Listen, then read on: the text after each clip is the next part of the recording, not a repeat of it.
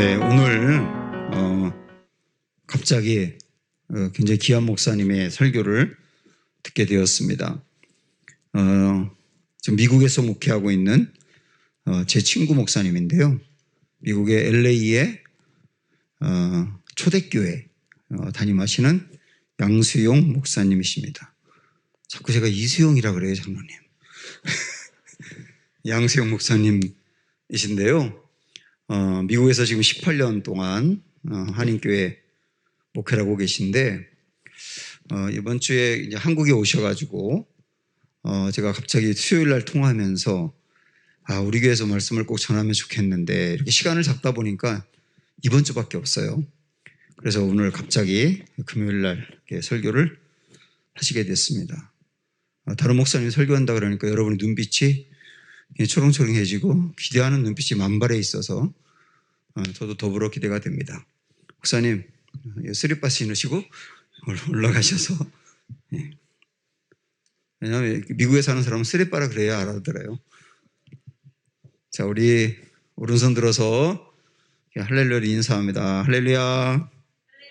할렐루야. 예.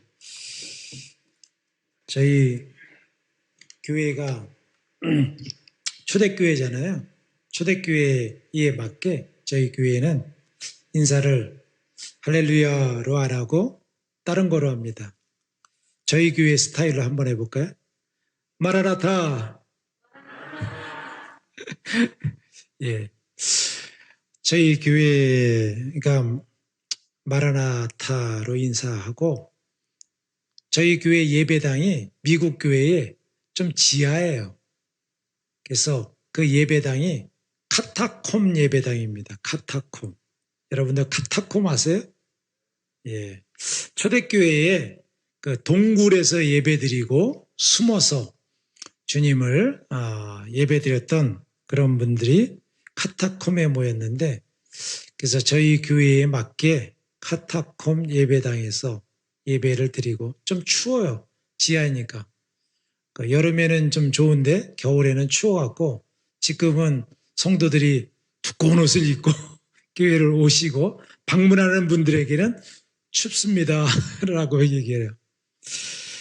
제가 10년 만에 고국 땅에 밟았습니다.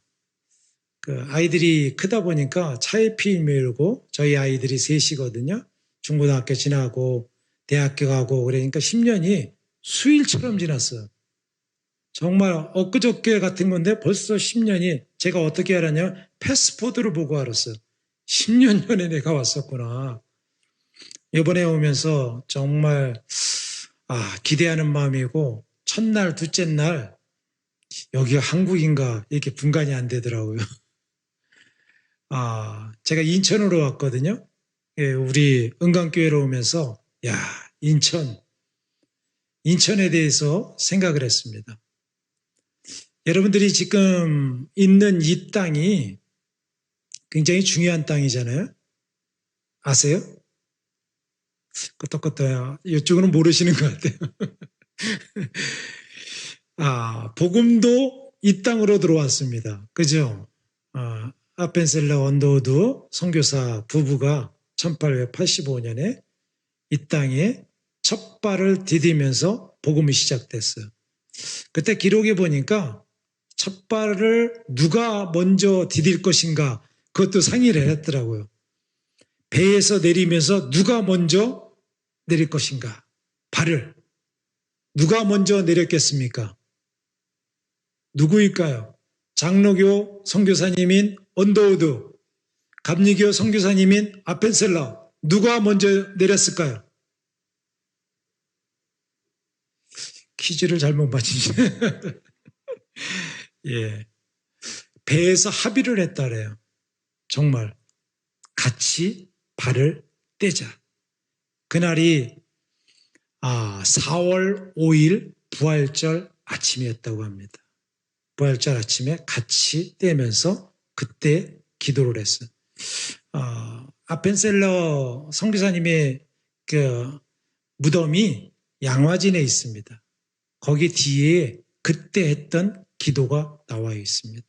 그게 인천을 통해서 있었어요. 지금도 인천국제공항을 통하여서 수많은 선교사들이 들어가고 나갈 뿐만 아니라 저와 같이 해외에서도 인천으로 들어오지 않습니까? 우리나라가 6.25 때 새로운 전기를 맞이한 것도 인천이죠. 왜 인천이었을까요? 아니, 상륙작전을 하려면 저기 강원도 쪽으로 해갖고 올 수도 있잖아요. 저기 해주 그쪽에도 가능하잖아요. 왜 인천으로 왔을까? 여러분들 그 의미에 대해서 생각해 봅니다. 여기 I love 청라, 이 땅을 사랑하며 이 땅이 의미하는 바를 알아야 됩니다. 여러분들이 인천에 은강교회가 세워지고 여러분들이 이 자리에서 믿음 생활을 한다고 하는 것은 새로운 의미죠. 여러분들 이스라엘을 보세요. 땅에 대해서 땅이 특별한 의미들이 있습니다. 그렇기 때문에 우리 은강교회 성도님들이 저는 대한민국을 대표하는 대표 선수들처럼 이 땅의 수많은 복음의 역사가 여기서부터 시작과 끝이 이곳으로부터 되어지는 새로운 은혜의 전기를 맞이하는 여러분들과 교회가 되시기를 주님의 이름으로 축원드립니다. 지금 여러분들은 다 마스크를 쓰고 계시네요. 제가 사는 캘리포니아 남가주에는 이제 마스크를 쓰지 않아도 됩니다. 법적으로 다 이제 모든 게 다 오픈이 되어 있습니다. 이 바이러스도 심하지 않고 이제 새로운 그냥 일상적으로 바뀌었습니다. 이 새로운 전기를 맞이하는데 여러분들 2년 전, 3년 전과 지금은 같지 않습니다. 신앙도 같지 않습니다. 이게 뭐냐면은 패러다임이 바뀌었다라고 하는 것입니다. 어떻게 바뀌었는가 이것을 좀 알아야 됩니다. 과거에는 신앙의 패턴이 교회에 모여서 예배 드리는 것으로만 이렇게 신앙의 전도도 교회 오라 교회 건물을 짓고 이렇게 했습니다. 그런데 새로운 패러다임이 바뀌었습니다. 여러분들은 느끼실지 안 느끼실지 모르겠어요. 어떻게 됐냐? 진짜가 무엇인지, 중요한 것이 무엇인지를 사람들이 알기 시작했어요. 그런데 신앙은 보이는 것보다 보이지 않는 것을 추구합니다. 성경에 나왔죠. 보이는 것을 바라면 누가 보이는 것을 바라겠느냐? 라고 하잖아요. 우리는 보이지 않는 영적인 세계를 쫓아가는 거예요. 여러분들이 보이는 것으로만 쫓아간다면 이 믿음 생활에 승리할 수가 없습니다. 영적인 진짜 신앙이 무엇인지를 생각을 해야 됩니다. 진짜가 무엇일까? 여러분들 우리가 예배드리고 하는 모든 것들, 봉사를 하고 헌신을 하고 헌금을 하고 중요하죠. 그런데 더 본질적인 것을 보게 된 것이 축복입니다. 두 번째로는 영원한 것이 무엇이냐라고 하는 것이죠. 저는 목회자로서 영원한 것을 추구하는 거죠. 우리가 지금 모든 것들은 영원한 것을 바라보는 거예요. 사람이 죽을 때에 보면은 소중한 것이 보입니다. 저는 이제 목회자로서 임종을 좀 많이 봤어요. 제가 한국에서 좀 오래된 교회에서 사역을 했기 때문에 제 별명이 저승사자였습니다. 왜 그러냐? 검은 넥타이를 벗을 날이 없는 거예요. 요즘에도 그러잖아요. 줄초상이 난다 그러잖아요. 3일, 5일 지나면 또 이제 저희 교구에서 또 누군가 돌아가시는 거예요. 또 검은 넥타이를 하고 검은 양복을 입고. 그러다 보니까 사람의 마지막 때를 많이 봤습니다. 여러분들 마지막 때를 알아야 돼요. 마지막 때에는 사람이 굉장히 솔직해집니다. 그리고 중요한 걸 봐요. 여러분 유언을 하는 사람들 보십시오. 어떤 것을 유언하는지. 내가 평생도록 사업을 했어도 뭐 재산에 대해서 유언하는 사람 별로 없습니다.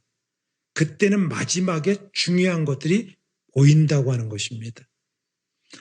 여러분들 그러면은 죽을 때만 그것을 봐야 되느냐? 아니죠.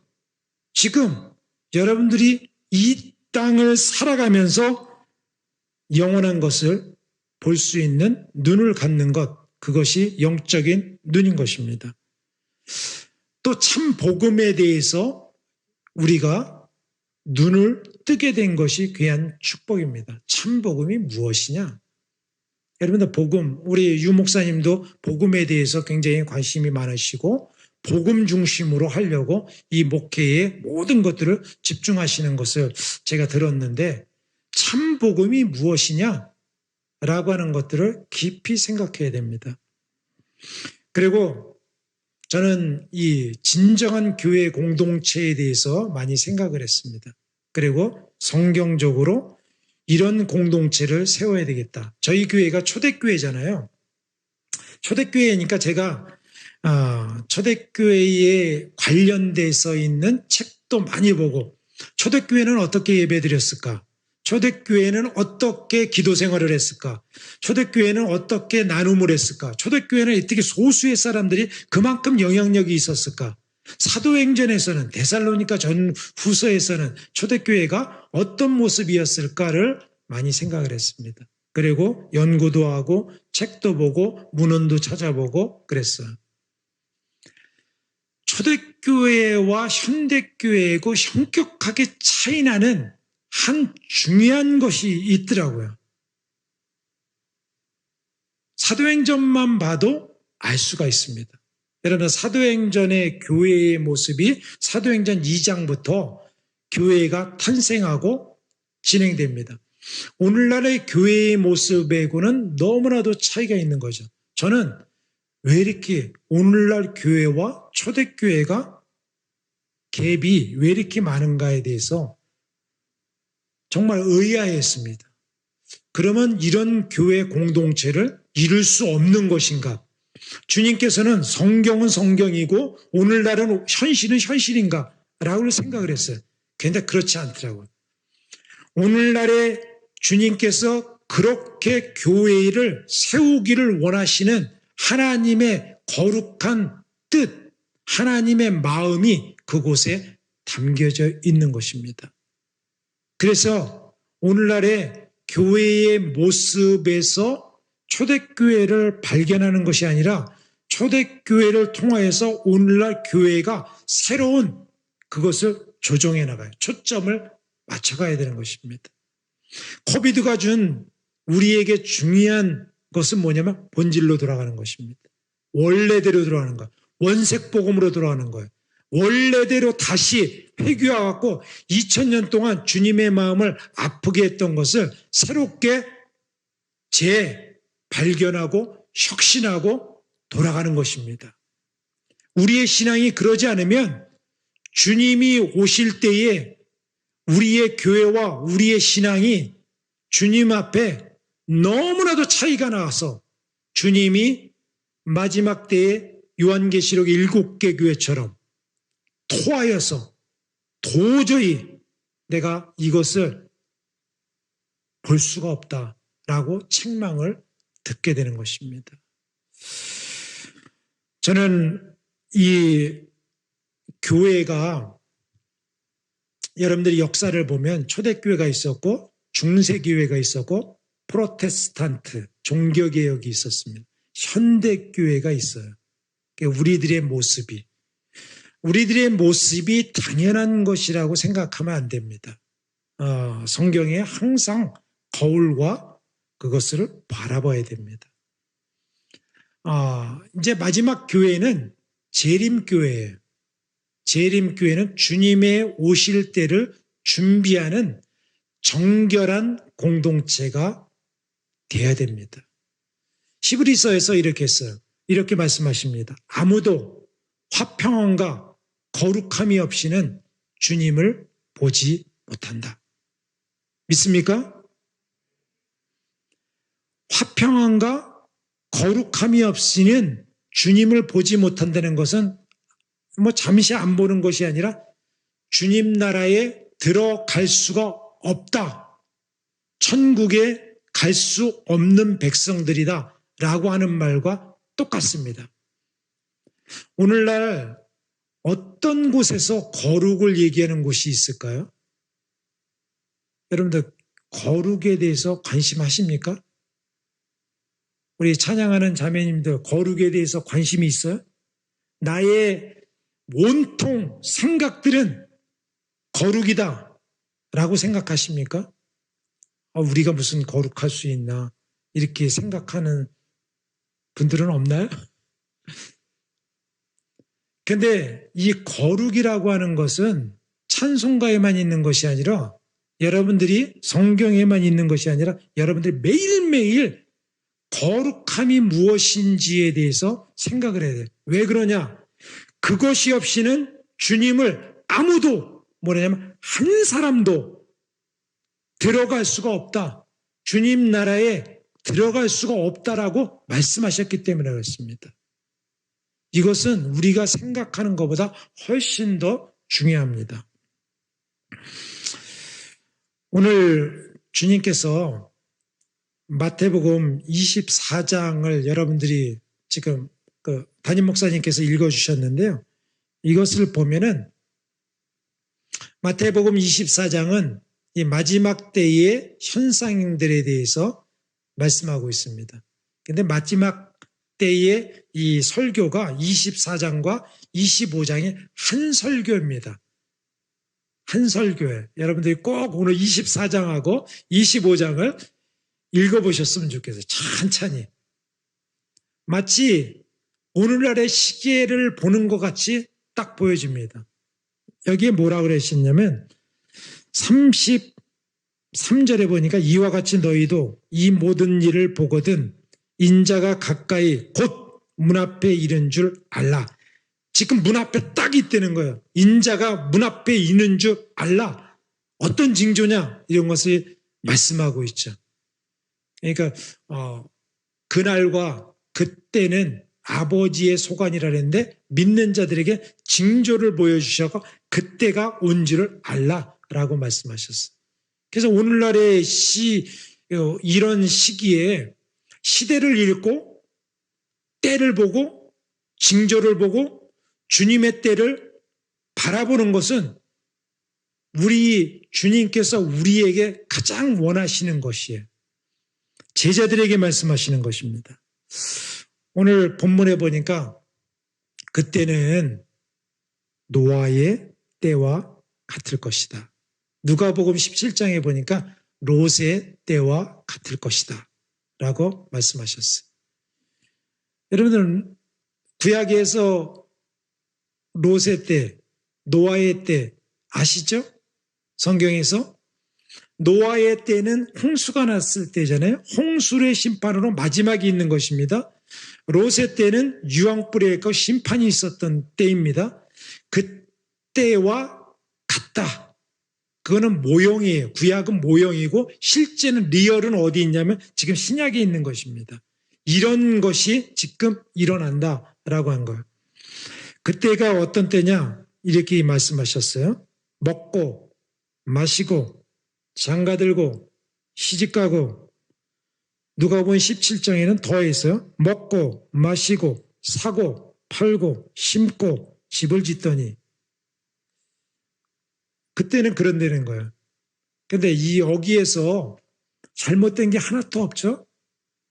여러분들 먹고 마시고 지금 직장 생활하잖아요. 먹고 마시는 문제, 사고 팔고 다 비즈니스 하는 거죠. 심고 미래를 위해서 재테크도 하고 집을 짓고 미래 계획도 세우고 여기에 무슨 잘못한 게 뭐가 있습니까?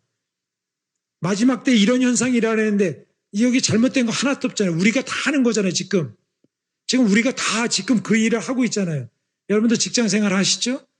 그리고 미래를 위해서 공부도 하시고, 그리고 재테크도 하시고, 노후 준비도 하고, 집도 짓고, 아파트가 많던데요. 아파트도 살려고 하고, 이렇게 하는 거예요. 하나도 잘못된 것이 없어요. 일상생활과 같다는 것입니다. 일상생활이 쭉 이어진다는 거예요. 걔네 어느 날 갑자기 그때가 온다. 그때는 영혼의 때가 온다라고 말씀하시는 것입니다. 오늘 본문에 보니까 방주에 들어가던 날까지 아주 직전까지 사람들이 똑같이 생활했다는 것입니다. 아무 이 시대의 징조나 이런 것들을 깨달음이 없이 그냥 똑같이 일상생활을 방주에 들어가는 직전까지, 그 시간이 뭐 몇 시간이나 되겠습니까? 그때까지 했다는 거죠. 롯의 처를 생각하라. 롯의 처는 도망가라에다가 뒤돌아봤죠. 미련이 남은 것입니다. 세상에 끌렸다는 거죠. 세상에 있는 것을 위해서 믿음 생활하고, 세상에 살아가기 위해서 믿음 생활하고, 하나님도 믿고 세상도 의지하고 이렇게 살아간다는 것입니다. 우리의 모습 같지 않나요? 여러분, 세상에서 성공하기 위해서 열심히 달려가고, 오늘 내가 하면서 세상도 의지하고 하나님도 의지하고 라고 하잖아요. 100% 하나님을 의지한다면 우리의 삶의 모습이 굉장히 바뀔 것입니다. 제가 어렸을 때는요, 제가 저 자신을 위해서 신앙생활을 했습니다. 내가 성공하기 위해서, 내가 어떤 것을 이루기 위해서, 기도의 제목을 응답받기 위해서 신앙생활을 했어요. 여러분들도 혹시 이 자리에도 나를 위해서 신앙생활을 하시는 분들 계신가요? 내가 잘 살고 구원받고 천국 가고 내 집안도 잘 되고 복도 받고 라고 하는데, 신앙생활이 그 단계에 머무르면은 절대로 안 됩니다. 처음에는 그렇죠. 근데 나중에는요, 어떻게 되냐면 나를 위해서 신앙생활을 하지 않습니다. 내가 사는 목적이 바뀌어요. 내가 살아가는 이유가 바뀝니다. 그게 뭐냐면, 뭐로 바뀌냐면 주인이 바뀐다라고 하는 말씀으로 되는데요. 주인이 바뀝니다.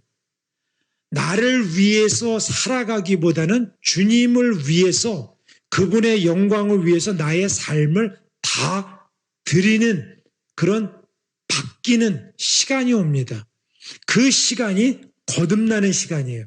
나의 삶의 모든 것들이 바뀌는 거예요. 송두리째 바뀌는 것입니다. 주인이 바뀌는 거예요. 나를 위해서 하던 모든 것들을 다 내려놓고 주님을 위해서, 주님이 왕이에요. 그분을 위해서 나의 삶을 드리는 것입니다. 나중에는 나의 생명까지 드려도 전혀 아깝지 않는 그런 삶을 살게 되는 것입니다. 직장 생활하는 것도 주님을 위해서요. 내가 어떤 학교에서 공부하는 것도 주님이요. 그런 것이죠. 그래서 주님께서 마태복음 16장에서 물어보시잖아요. 너희는 나를 누구라고 하느냐? 라고 물어보시잖아요. 그때에 시몬 베드로가 뭐라고 대답합니까? 주는 그리스도시요 살아계신 하나님의 아들이십니다. 이게 주라고 하는 것이 영어로는 마스터입니다. 주인이라는 거예요. 나의 주인은 주님이십니다. 그런데요, 오늘날의 믿음 생활에서는 두 부류가 있어요. 여전히 자기가 주인인 사람이 있습니다. 주인을 안 바꿨어요. 안 바꾸고 신앙생활 할 수도 있습니다. 그런데 베드로의 고백처럼 나의 주인은 당신이십니다. 그때 주님께서 뭐라 그랬냐면, 그런 교회에 네 고백 위에, 반석 같은 그 고백 위에 내 교회를 세우리니 음부의 권세가 이기지 못하리라 라고 했어요. 여러분들, 교회는 주인을 바꾼 사람들이 모여서 하나 예수님의 반석 위에 세운 그런 사람들이 교회인 것입니다. 그럼 반대로 그렇지 않으면 주님의 교회가 아니라고 하는 것입니다. 오늘날에 그런 교회가 있을까요? 있습니다. 주님이 반석이 아니에요. 주인이 아니에요. 여전히 내가 주인하고 그런 다른 사람 말이 아니고요. 제 말이에요. 저는요, 목회를 하면서도 제가 목회의 성공을 꿈꾸고 나를 위해서 내가 열심히 기도를 했습니다. 열심히 목회했어요. 목사님들이 얼마나 열심히입니까? 저도 열심히 했습니다. 근데 나중에 보니까 주님께서 저에게 그런 똑같은 질문을 하셨어요.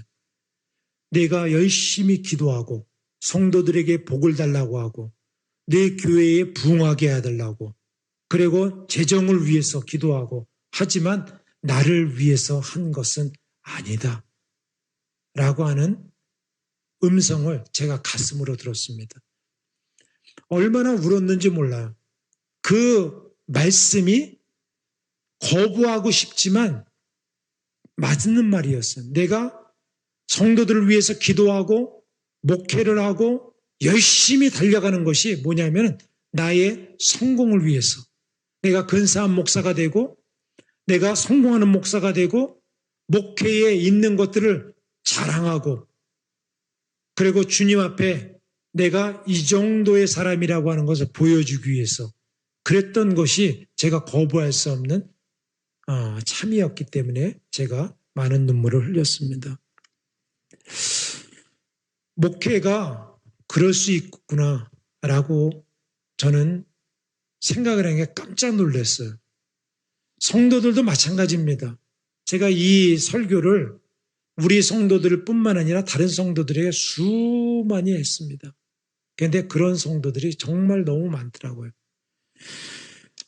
오늘 마지막 때에 오늘 마태복음 24장에서 주님께서 뭐라고 말씀하셨냐면 44절에 이러므로 너희도 준비하고 있으라 생각하지 않은 때에 인자가 오리라 생각하지 않은 때에 오리라 라고 말씀하셨습니다. 42절에 그러므로 깨어있으라 어느 날에 너희 주가 임할는지 너희가 알지 못하니라. 깨어있으라. 저의 이름이 비슷한 장로님이시죠? 장로님, 깨어있는 게 뭡니까? 깨어있는 게? 역시 장로님은 다르세요. 깨어있는다는 게 무엇일까? 주님께서 여기서 오늘 본문에도 여러 번 깨어있으라, 깨어있으라 그러잖아요. 깨어있으라고 하는 것입니다. 여러분들 오늘날의 시대를 보면서 여러분들이 깨어있지 않으면 여전히 비즈니스를 생각하고 어떻게 하면 이 위기들을 그냥 넘어갈 수 있을까만 생각한다면 깨어있는 성도는 아닙니다. 주님께서는요, 깨어있기 위해서 경종을 울리세요. 종을 울리십니다. 땡땡땡땡 울리는 겁니다. 그게 바로 오늘날 시대에 작은 종을 하나 땡 울린 거예요. 그런데도 성도들이 깨어있지 않으면 큰 종을 울리십니다. 깨어있으라. 어디에 깨어있을까? 무엇에 깨어있을까? 깨어있는다는 것이 무엇인지를 알아야 되는 것입니다. 오늘 마태복음만 읽었지만 복음서에는요, 이 말씀을 수도 없이 해요. 주님께서 이 말씀이 중요하기 때문에 깨어있으라고 말씀하시는 것입니다. 오늘 말씀의 제목이 깨어있는 교회, 깨어있는 뭐예요? 성도, 깨어있어야 되는 것입니다. 어떻게 깨어있느냐? 그것을 오늘 말씀을 통해서 나누고자 합니다. 첫 번째로는 말씀의 양식을 먹을 때 깨어있을 수 있습니다. 오늘 본문에 나와 있는 뒤에 이렇게 말씀하셨어요. 충성되고 지혜 있는 종이 되어 주인에게 그 집 사람들을 맡아 때를 따라 양식을 나눠줄 자가 누구냐? 라고 말씀하셨어요. 때를 따라 양식을 나눠줄 자가 누구냐? 제가 지금 질문한 겁니다. 누굽니까? 때를 따라 양식을 나눠줄 자가 누구예요? 45절에 있는 말. 이게 누굽니까? 저와 같은 목사일까요? 주님께서 이것을 때를 따라 양식을 나눠줄 자가 과연 누구냐라고 하는 거예요. 그게 뭐냐면은 이 땅에 먼저 부름받은 성도들이라는 것입니다. 성도들이 세상을 향하여서 영적인 양식의 기갈 중에 있는 사람들에게 나눠주는 자들이 돼야 돼요. 말씀을 갖고 불붙는 이 말씀을 세상에 불로 던져야 되는 것입니다. 주님께서 곧 오십니다. 하나님의 말씀이 진리인 것입니다. 깨달아야 됩니다. 주께 돌아와야 됩니다. 예수 그리스도가 참 진리이십니다. 이때에 우리가 외쳐야 되는 거예요. 근데 안타깝게도 요즘에 성도들이 더 깊은 잠을 자고 있는 것처럼 보입니다. 때를 따라 양식을 나눠줄 자가 누구냐라고 하는데 교회의 성도들이 더 잠을 자는 거예요. 더 깨어있지 않는 거예요. 이 시기에 더 깨어있으라고 주님께 종을 막 울렸는데 성도들이 잠을 자는 거예요. 이런 현상이 어떻게 일어날 수가 있겠습니까? 주님께서 성도들을 깨운 거거든요. 이 바이러스와 전쟁의 소문과 처처에 이런 일이 있으리라 라고 하는 것을 말씀을 보고 있으면서도 깨어나질 않는 거예요. 깨어있으는데 잠자는 것입니다. 더 신앙에 떠나가는 거예요. 때를 따라 양식을 먹고 강건하게 일어서는 성도들. 지금은요, 말씀에 바짝 붙어 있어야 되는 중요한 때인 것입니다. 여러분들이 말씀을 먹고 힘을 얻고 주님께서 주시는 이 때에 우리에게 주시는 준엄한 명령을 받고 전혀 기도에 힘쓰며 하나님의 교회가 하나님의 답게 일어서야 되는 중요한 때를 맞이한 것입니다. 이 때를 알아야 되는 것입니다. 깨어있기 위해서 두 번째로는 기도의 단을 쌓아야 됩니다. 너무나도 평범한 말씀이죠. 기도하는 거, 기도해야죠. 근데 너무나도 중요한 말씀은요, 흔해요. 여러분, 공기가 얼마나 중요합니까? 공기가 없으면 우리 죽죠. 근데 흔해요. 물이 없으면 우리는 죽습니다. 흔해요. 중요한 건 흔하게 했습니다. 근데 안 해요. 제가 그 로스앤젤레스 근처에 살거든요. 거기에 보면은 그 미국 땅에도 기도원이 있습니다. 기도원. 여기도 기도원이 있죠. 한국에도. 미국 땅에도 기도원이 있는데 코비드 기간에 제가 기도원을 자주 갔습니다. 그랬더니 기도원 원장이신 그 목사님께서 아이고 목사님 몇 개월 만에 한국 사람 처음 봤습니다. 그러는 거예요. 그게 한국 목사님이 세우신 기도원이거든요. 근데 한국 사람을 몇 개월 만에 봤다는 거예요. 그래서 내가 깜짝 놀라고 목사님 아니 한국 사람들이 안 올라와요? 그랬더니 정말 제가 며칠 동안 있는데 남미분들 그리고 백인분들 이런 분들이 기도하러 산기도로 올라오시는 걸 봤습니다. 제 옆에도 기도의 동굴이 있고 막 했는데 한국 사람들은 없는 거예요 진짜. 그래서 제가 내려가면서 목사님 이상하게 왜 진짜 한국 사람들이 왜 이렇게 기도를 안 할까요? 옛날에는 이 기도원이 한국 사람들 대표적으로 기도하는 사람들라고 생각했는데 그 목사님 말이 뭐라고 말씀하시는지 아세요? 왜 기도 안 하는지? 여러분들 왜 기도 안 할까요? 이렇게 말씀하시더라고요. 먹고 살만 하잖아요. 먹고 살만하니까 기도를 안 합니다. 그러면 기도하려면 문제를 줘야 돼요. 문제를. 고난을 줘야 됩니다. 지금 먹고 살만하니까 사람들이 기도를 안 해요. 여러분들 옛날을 생각해 보십시오. 우리 장로님이나 몇십 년 전만 해도 기도를 얼마나 했습니까? 골짜기마다 기도를 했어요. 기도원이 세워졌습니다. 지금요, 이거는 인천은 기도를 많이 하는 도시로 제가 믿겠습니다. 기도 안 합니다. 기도는 안 가요. 무슨 기도를 합니까? 교회에서도 가장 인기 없는 것이 기도예요. 여러분들, 이게 죽은 신앙이에요. 기도가 죽은 거예요. 어느 기도하십니까? 기도하죠. 식기도. 기도의 재단이 무너졌다는 거예요. 교회에도 기도하는 사람들이 점점 줄어드는 거예요. 이게 깨어있는 것입니까? 주님께서는요, 그 기도의 눈물을 얼마나 귀중하게 여기시는지 그것을 주님의 눈물병에 담는다 그랬어요. 기도의 눈물이 말라져 있어요. 기도의 항아리를 엎어도 눈물이 흘러나오질 않는 거예요. 넘치질 않는 거예요. 이게 죽은 거예요. 기도의 눈물이 메마르는 것입니다. 신앙에 재미가 없는 거예요. 역사도 안 일어납니다. 만약에 교회에서 역사가 일어나면요, 이단교회 취급받습니다. 아무 역사가 일어나지 않으면 정상적인 교회라고 생각합니다.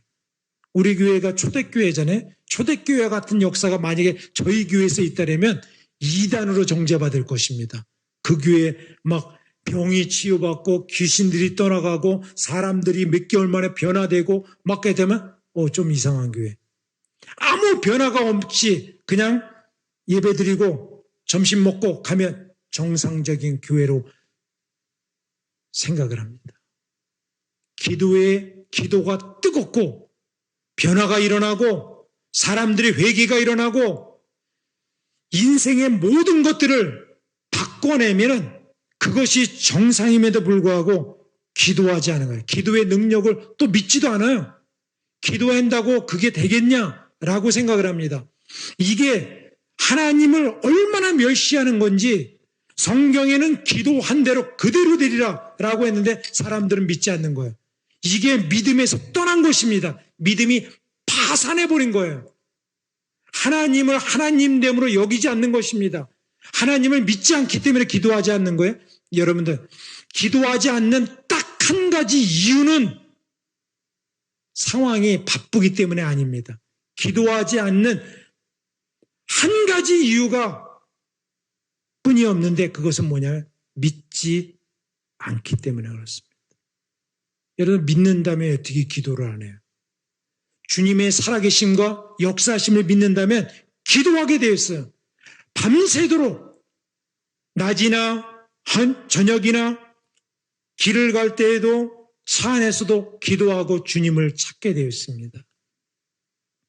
기도하지 않는 이유는 바쁘기 때문도 아니고 어떤 다른 일이 많기 때문에도 아닙니다. 믿지 않기 때문에 그렇습니다. 그렇기 때문에 신앙이 없는 것입니다. 여러분, 교회에 있다고 해서 구원받는 건 아니잖아요. 제가 목회를 한다고 구원받는 건 아니잖아요. 그죠? 주님의 마음에, 주님의 말씀의 기준에 따라서 주님께서 구원이 이루어지고 그렇지 않은 것입니다. 깨어있으라. 죽은 신앙으로는 절대로 주님 앞에 나갈 수가 없습니다. 종교인은요, 많습니다. 교회 다니는 게 기독교를 믿는 것이 아닙니다. 저의 종교가 기독교는 아니죠. 세 번째로는 깨어있는 것은 어떤 신앙이냐 말씀하실 때 이렇게 말씀하셨습니다. 그 당시에 동료들을 때리며 술 친구들과 더불어 마시게 되면 슬피 울며 이를 갈미 있으리라. 동료들을 때린다 라고 하는 건 이게 동료잖아요. 옆에 있는 사람들. 동료들을 때려요. 그리고 술 친구들과 더불어 마시게 되면. 여러분, 세상에 향락들이 많죠. 제가 그 대중교통을 이용해 갖고 오니까 한국 분들이 하나같이 뭐를 다 보고 계시더라고요. 앉아 있으면 다 보고 있습니다. 그래서 제가 좀 뭐를 저렇게 보는 걸까? 제가 그걸 물어보지 못했습니다. 뭐를 다 보고 계세요. 어르신들도 뭐를 보고 계시고, 지하철에서도 보고 계시고, 공원에서도 보고 계시고, 뭐를 그렇게 뭡니까? 유 목사님, 그거 뭡니까? 저는 궁금해요. 물어보지는 못했습니다. 근데 여러분들, 술 친구들과 더불어 마시게 되면 슬피 울며 이를 갈미 있으리라. 이 말씀이 뭐냐면 동료들을 사랑하지 않는 것, 향락하는 것, 자기의 눈에 좋은 것, 이생의 자랑, 안목의 정욕, 육신의 정욕, 안목의 정욕, 이생의 자랑들에 하는 사람들은, 눈이 팔린 사람들은 슬피 울며 이를 갈미 있으리라. 이 시간에 여러분들이 이 자리에 앉아 있는 것, 이 금요 이 기도회에 앉아 있는 건 너무나도 귀합니다. 그런데 만약에 여러분들의 관심이 세상에 있고 육신의 향락에 있고 술 친구는 술이라는 대표적인 거 먹고 마시고 그리고 세상에 좋아하는 것, 자기가 즐겨하는 것, 친구들하고 만나서 대화도 하고 교제도 하고 즐거운 것, 이런 걸 쫓아가는 것. 그러면은 깨어있는 것이 아니라 슬피 울며 이를 갈미 있으리라 라고 말씀하신 것입니다. 인생이 그렇게 길지 않습니다. 저도요, 유 목사님과 신학교에서 정말 하는 게 그 클래스에서 공부하던 것이 엊그저께처럼 굉장히 아주 가까운 시기에. 유 목사님은 그때도 굉장히 모범적이셨어요.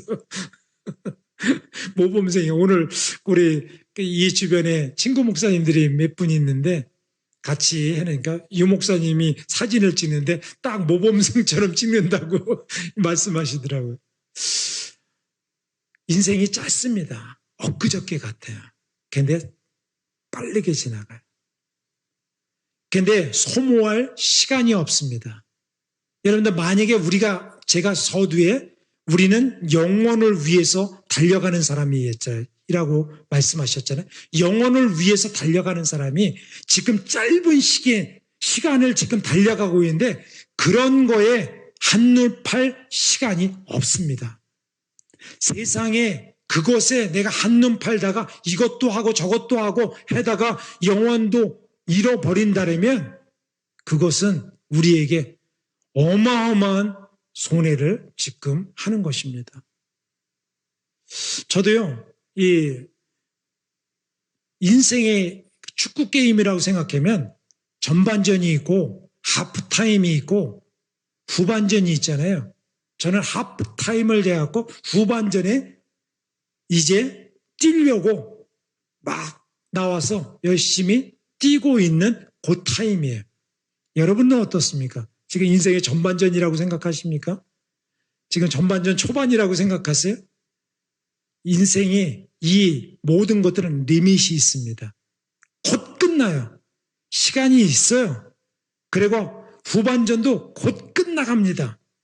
그때에 여러분들이 달려가야 돼요. 신앙생활은 걸어가는 것이다 라고 성경에는 말씀하시지 않았습니다.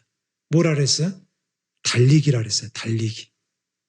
달리기 선수가 중간에 뒤돌아보고 누가 오나 잠시 운동화끈도 묶고 이럽니까? 그냥 앞만 보고 계속 달려가는 거예요. 믿음은, 구원은 달리기예요.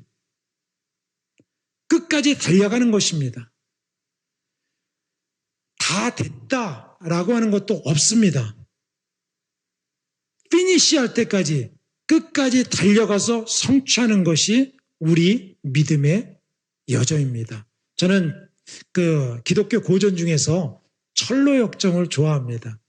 여러분들 철로역정 보셨죠? 요즘에는 유튜브에도 나오고 뭐 여러 가지 드라마로도 나오고 그래갖고 너무 좋더라고요. 철로역정은 정말 성경 다음으로 제가 귀하게 여기는 거예요. 거기에 보면 인생의 그림이 거기에 나와 있어요. 여러분들이 조금 시간이 되면 이왕 보실 거 믿음의 그 여정을 철로역정을 한번 꼭 워칭하고 제가 지금 어디 숲에 빠졌는지 어떤 과정을 겪었는지 이것을 좀 아는 계기가 됐습니다. 잠본연이 이 사람이 믿음의 사람이에요. 감옥에서 썼지만 하나님의 영감 가운데 쓴 거예요. 거기에 보면 천성길을 가는 그런 크리스찬이 있잖아요. 우리들의 모습인 것입니다.